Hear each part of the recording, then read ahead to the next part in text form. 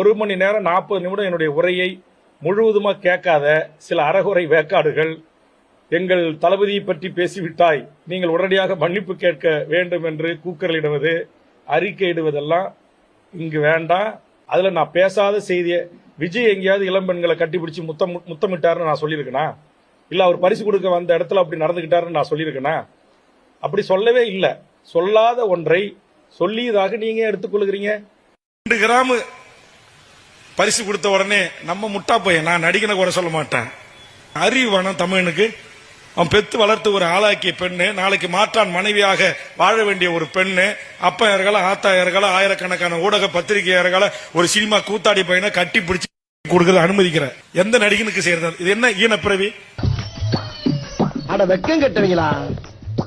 இதுக்கு எதுக்குடா வெள்ளையங்கிலி மாலையன்னு மானம் கெட்ட அயோக்கிய பள்ளிலாம் பொழப்பத்தை புழுத்த வழியலாம்.